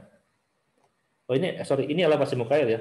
Elevasi muka airnya adalah 12,43 direncanakan. Anda juga sudah bisa merencanakan bagaimana merencanakan elevasi muka air di saluran ya. Yang P sampai dari sawah sampai dengan kehilangan energi sampai dengan di pintu itu Anda sudah berhasil menentukannya dan ini adalah nilainya. Nilai ini Anda bawa itu di sini ya, di udik, kemudian ini di hilir pintu di sini berarti, dan ini elevasi dasarnya, elevasi dasar udiknya, ya. Nah, elevasi dasar udik itu diambil di hulu berarti ya 11,77 dan elevasi ambang di bawah pintu diambil juga 11,77 berarti ambangnya itu tidak ada. Jadi yang dimaksud di perencanaan ini tidak menggunakan ambang. Jadi ambangnya adalah 0. Jadi kalau ambangnya 0, kan gini nih, ini dasar saluran, ini pintu ya. Ini pintu. Ini pintu, ini dasar saluran gitu ya. Dasar saluran seperti ini ya. Ini dasar saluran ya. Nah, ini pintu. Nah, ketika ada ambang, si pintunya mungkin akan di sini ya. Nah, di sini ini ada ambangnya. Ini ada ambang dulu. Nah, berarti pintunya disimpan di sini ya. Nah, begini ya. Ini ambangnya misalkan, ini ambangnya. Pintunya simpan di sini. Kalau misalkan tanpa ambang, ya ini nggak ada. Kalau tanpa ambang berarti ini ya. Nah, berarti elevasi dasar di udiknya ini tidak ada ambang ya. Jadi ambangnya 0. Jadi elevasi ambang sama dengan elevasi dasar udik. Itu maksudnya ya yang di contoh ini. Nah, kemudian saya akan lihat hubungan antara saluran primer dengan saluran tersier dulu. Jadi dari primer masuk ke saluran tersier. Sebentar, baterai saya habis.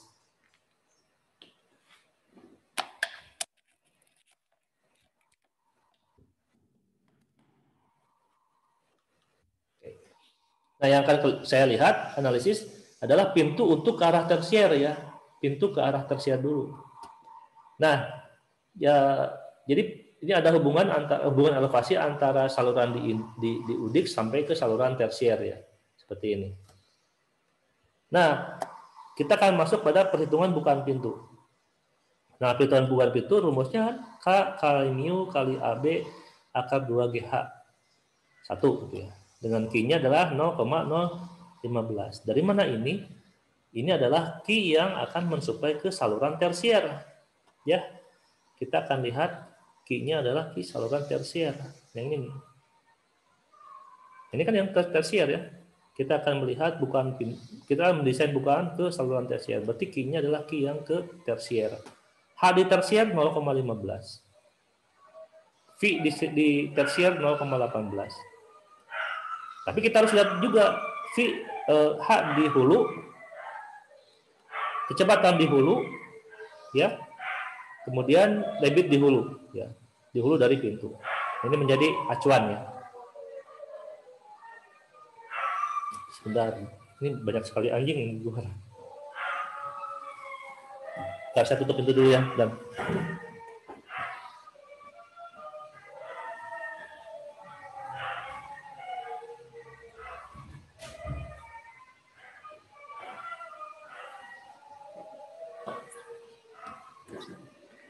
tapi tidak terpengaruh juga, masih terdengar. Oke, lanjut. Tapi masih terdengar suara saya kan? Dengar Pak suara Bapak. Masih, Pak. Terdengar, Pak. Iya, Pak. Lanjut ya. Nah, baru kita hitung dulu tinggi energi di udik dari bangunan. Ya, bangunan yang masuk di sini adalah pintu ya. Kita akan mendesain pintu.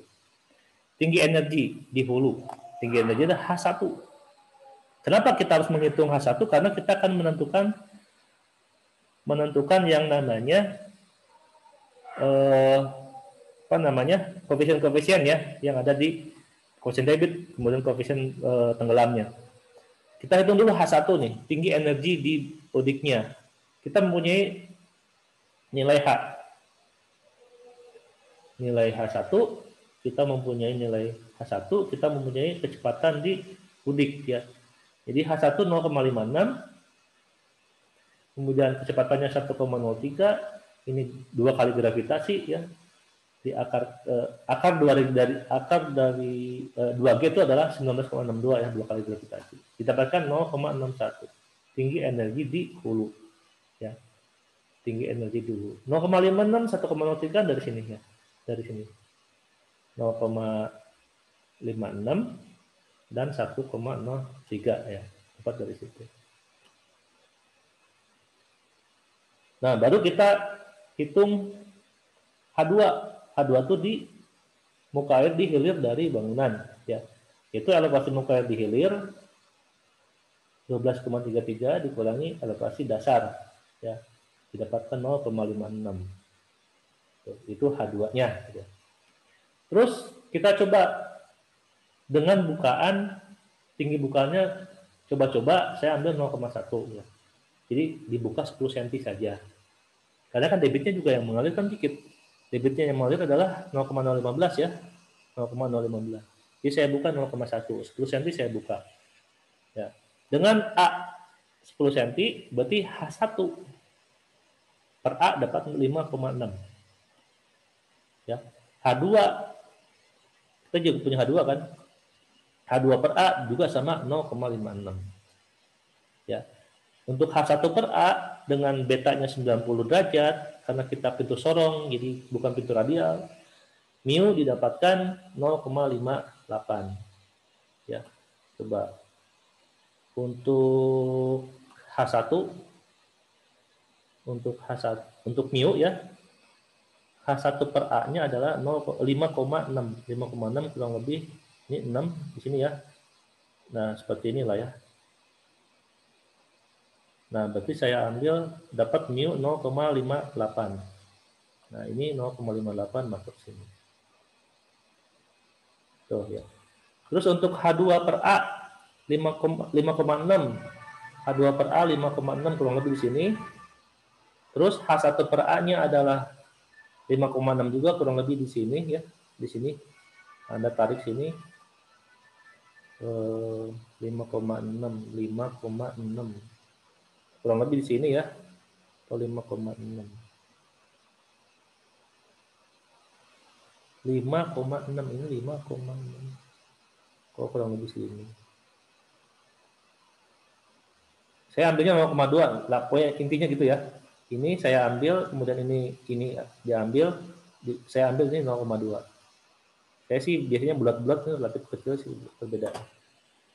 0,2. Nah, setelah kita mendapatkan nilai mu, mendapatkan nilai K, ya, baru kita masukkan ke formula ini. Ini formula untuk mendapatkan berapa lebar pintunya, ya, berapa lebar pintunya. Jadi parameter-parameter tadi kita masukkan debitnya 0,015, nilai K-nya 0,2, nilai mu-nya 0,58, kemudian A-nya tinggi bukaannya adalah 0,1. Ini adalah faktor gravitasi dan ini faktor ketinggian muka air di hulu ya. Di hulu. Masukkan ke dalam formula dapat 0,39. Saya bulatkan menjadi 0,4. Berarti lebar bukaan kita adalah 0,4. Dan lebar bukaan itu di bawah dari lebar minimum. Minimumnya adalah 0,5. Ya. Ada enggak lebar pintu 0,4? Enggak ada. Jadi diambil 0,4. 0,5 ya. Jadi yang diambil adalah lebar 0,5. Kecuali di pasaran ada lebar pintu 0,4, ambillah 0,4 ya. Kalau tidak ada ya ambil 0,5. Nah, jadi lebar pintu dibuat satu bukaan, di mana bukaannya adalah 0,4. Kalau ada ya, kalau tidak ada 0,5. Karena B di bawah 1,25, maka pintu memerlukan satu stang ulir. Jadi saya sudah sampaikan kalau di atas dari 1,25 gitu ya. Nah, kita membutuhkan 2 stang ya, 2 stang pengangkatnya. Nah, dari sini baru Anda bisa menempatkan parameter-parameter sketsa ya. Anda sketch. Nanti di UAS juga Anda sketch. Jadi di sini kita pertama adalah posisi salurannya. Ini saluran ya. Dasar saluran di hulu.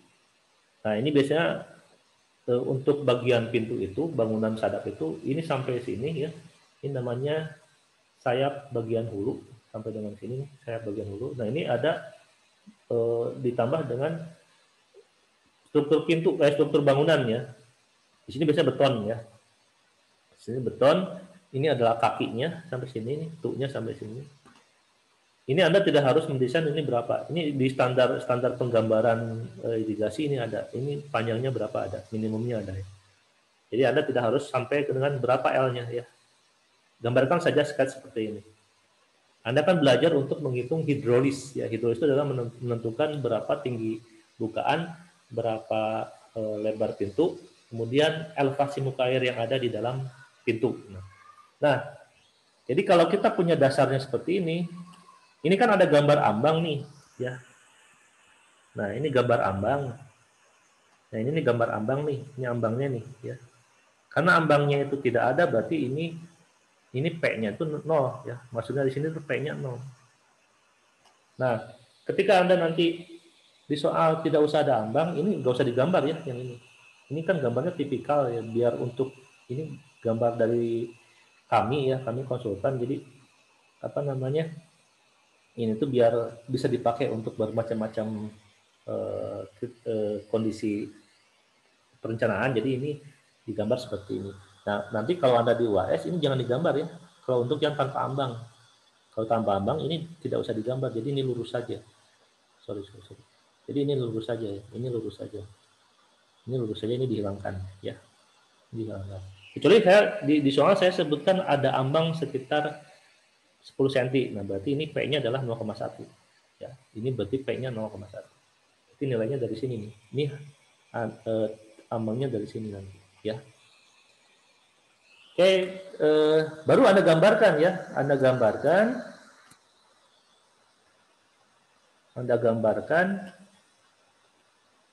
Pertama ini dasarnya. Elevasi dasar berapa nih? Ini harusnya tambah elevasi ya, plus 11. Ini harusnya ada elevasi nih, plus 11,73. Jadi ujian ditambahkan elevasi ya, 11,73. Terus H1-nya kan dari sini ke sini kan 0,56, ya kan? 0,56. Nah, elevasinya berapa di sini? Plus 12,23.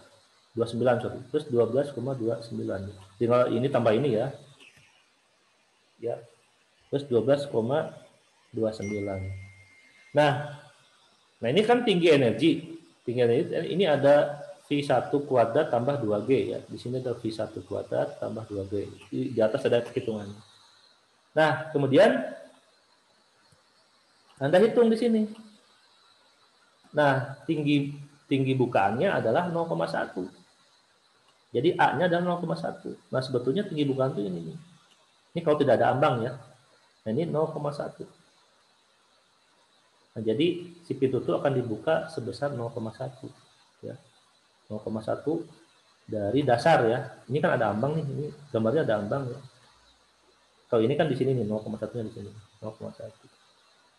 Nah, jadi tinggi bukanya 0,1. Nah, baru kita cek di sini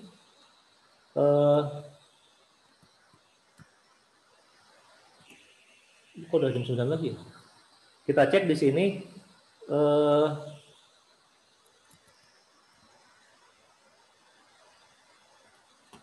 nah, H2 ya. H2 0,56, H2 di sini 0,56 ya. H2 0,56 dan di sini H3 itu saluran. Jadi ini ada kolam, ada penenang dulu ya. Ada penenang dulu. Ini ada penenang dulu sebesar nah ini dengan L tertentu, Anda tidak usah menggambarkan berapa L-nya ya. Sketch saja seperti ini. Nah, ini adalah 0,56 dari H2. H2-nya kan didapat 0,56 ya. Nah, ini dari sini didapat 0,56.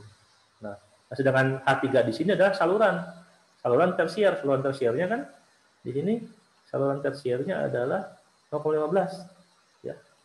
Saluran tersier hanya 0,15. Jadi yang di sini itu adalah di tersier, tersiernya 0,15. Jadi ini ada kenaikan di sini ya. Ada ensil di sini. Jadi ini mukanya adalah 0,15 ya. 0,15 mukanya. Nah, kemudian baru kita cek ya.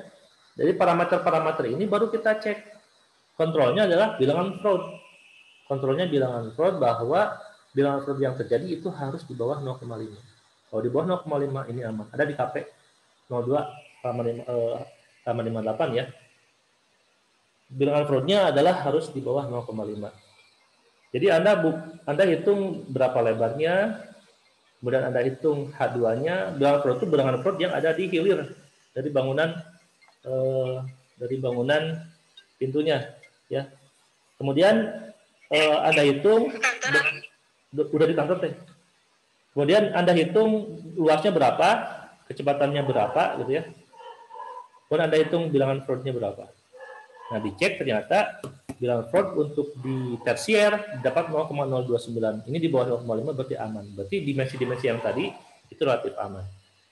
Jika kontrol Freud tidak aman, maka kedalaman bisa dirubah-rubah ya. Kedalaman bisa dirubah-rubah. Nah, kita cek juga yang di H3 0,15, kita dapatkan aman ya. Kita dapatkan itu aman. Satu lagi adalah yang ke arah primer. Tadi kan ke arah tersier, ini ke arah primer. Ini analog ya, perhitungannya sama dengan yang tadi saya sampaikan. Kemudian kita hitung berapa H2-nya ya. Kemudian kita hitung H1 per A-nya, kita hitung H2 per A-nya, kita tentukan nilai mu dan K-nya. Kemudian kita masukkan berapa kebutuhan dari lebar pintunya dengan debit yang 1,3 ini gitu ya. Didapatkan 1,9 nih. Diambil lebarnya 1,4. Kalau 1,4 kan cukup dengan di atas 1,5 berarti stangnya harus 2 stang ulir. Ini 0,56 H1. Nah, ini adalah H-nya adalah dibutuhkan 0,55 nih ya. 0,55 pun dari dicoba-coba nih. Ini hasil coba-coba ya. Saya dapatkan 0,55. Ya. Kalau ketika Anda nanti UAS tentukan aja, misalkan kalau ke arah primer 0,4 misalkan atau 0,3, satu kali hitungan tidak apa-apa ya. Dicoba-coba saja. Nah, kemudian dicek bahwa ternyata H2-nya 0,56 ya, tapi kenapa digambar jadi 0,7 nanti akan saya sampaikan. Terus 0,56 ini adalah H di saluran ruas 2 ya, H di saluran ruas 2. Nah, H yang di sini kenapa dia 0,7? Karena setelah dicek dari kontrol Freud ya, kontrol Freud, bilangan Freud-nya kita cek ternyata dengan B 1,4, H2-nya 0,6 ternyata dia tidak aman. Ya, bilangan Freud-nya tidak aman sehingga kita akan ganti H2-nya coba dengan 0,7. Ternyata kalau dicoba dengan 0,7 ini bilangan Freud-nya aman sehingga yang di sini menjadi 0,7 ya, bukan 0,56 lagi. Nah, ini bukan 0,56 ya. Tapi 0,7. Nah, ini.